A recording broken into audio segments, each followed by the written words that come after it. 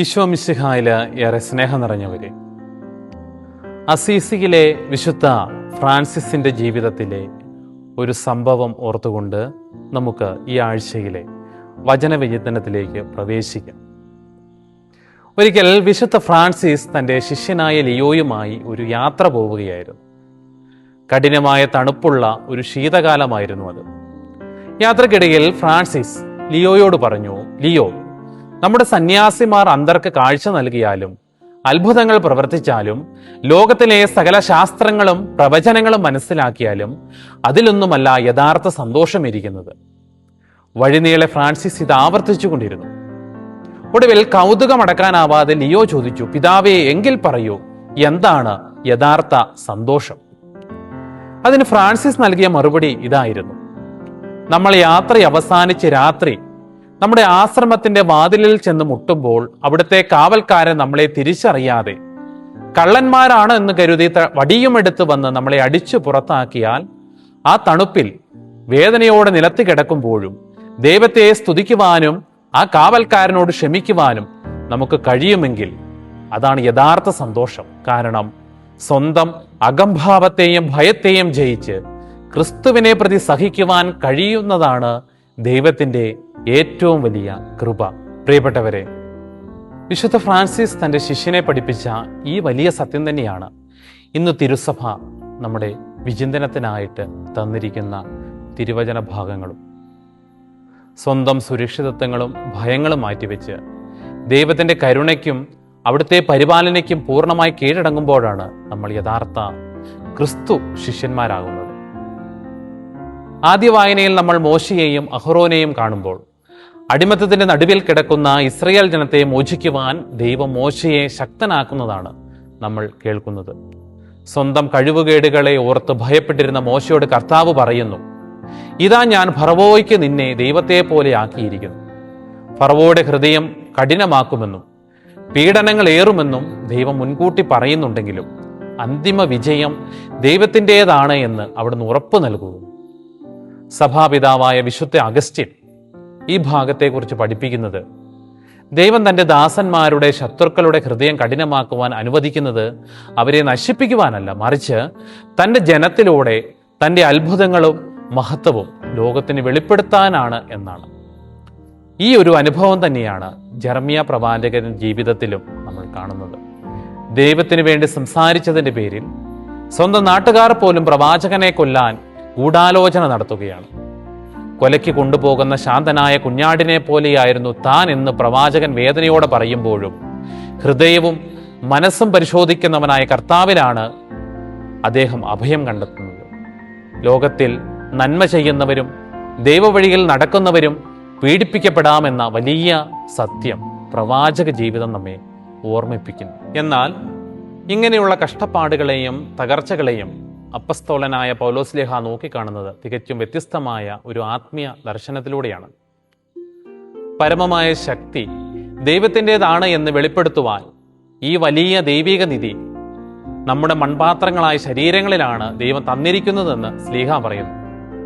അതുകൊണ്ടാണ് ഞങ്ങൾ എല്ലാവിധത്തിലും ഞെരുക്കപ്പെടുന്നു എങ്കിലും തകർക്കപ്പെടുന്നില്ല, പീഡിപ്പിക്കപ്പെടുന്നു എങ്കിലും പരിത്യക്തരാകുന്നില്ല, അടിച്ചു വീഴ്ത്തപ്പെടുന്നു എങ്കിലും നശിപ്പിക്കപ്പെടുന്നില്ല എന്ന് ധൈര്യത്തോടെ പ്രഖ്യാപിക്കുവാൻ പൗലോസ്ലീഹായ്ക്ക് സാധിക്കുന്നത്.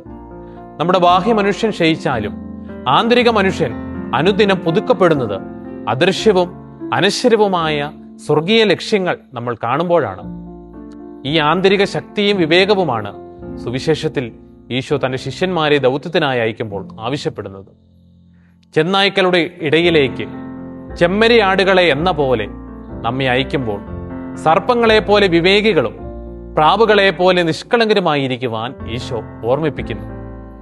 വിശ്വാസത്തെ പ്രതി സ്വന്തം കുടുംബങ്ങളിൽ നിന്നും ലോകത്തിൽ നിന്നും എതിർപ്പുകൾ ഉണ്ടാകാം, എങ്കിലും നമ്മുടെ തലയിലെ ഓരോ മുടിയിഴയും എണ്ണ തിട്ടപ്പെടുത്തിയ നമ്മെ അത്രമാത്രം സ്നേഹിക്കുന്ന ഒരു പിതാവ് സ്വർഗത്തിലുണ്ടെന്നും ശരീരത്തെ മാത്രം കൊല്ലാൻ കഴിയുന്ന ലോകത്തെ ഭയപ്പെടാതെ ആത്മാവിനെ രക്ഷിക്കാൻ കഴിയുന്ന ദൈവത്തെ ഭയപ്പെടാനും ഈശോ നമ്മോട് ആവശ്യപ്പെടുന്നു.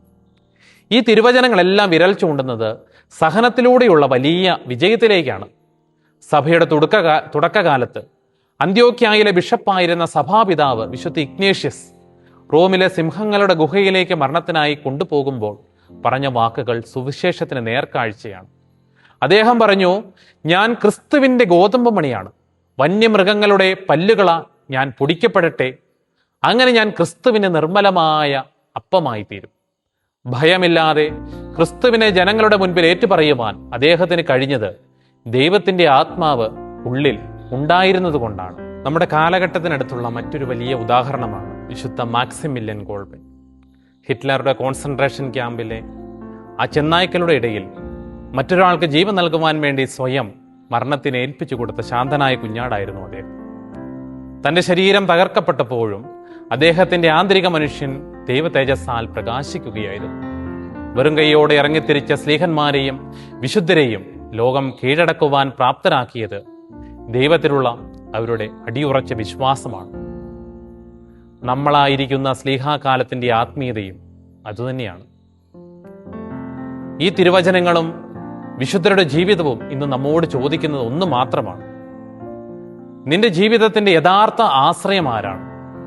ഇന്ന് നമ്മുടെ കൊച്ചു കൊച്ചു പ്രതിസന്ധികളിലും തകർച്ചകളിലും രോഗങ്ങളിലും നമ്മൾ നിരാശരാകാറുണ്ട്. പൗലോസ് പറഞ്ഞതുപോലെ നമ്മുടെ ക്ലേശങ്ങൾ നിസ്സാരവും ക്ഷണികവുമാണ്. അവ നമുക്ക് നൽകുവാൻ പോകുന്നത് അനുപമമായ സ്വർഗീയ മഹത്വമാണ്. നമ്മുടെ കുടുംബങ്ങളിലും ജോലിസ്ഥലത്തും ക്രിസ്തുവിന് സാക്ഷ്യം നൽകുമ്പോൾ നമ്മെ ആരെങ്കിലും പരിഹസിച്ചാൽ നമ്മൾ ഭയപ്പെടേണ്ടതില്ല.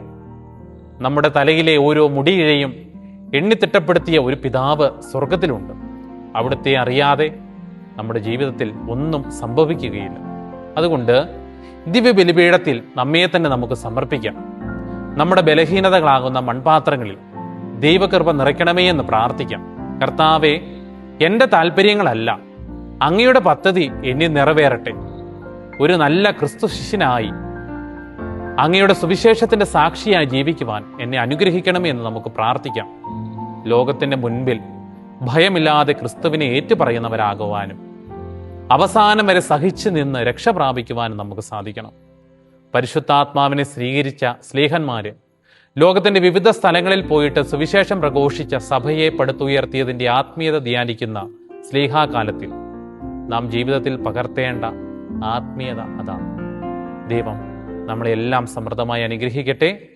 ആമേൻ.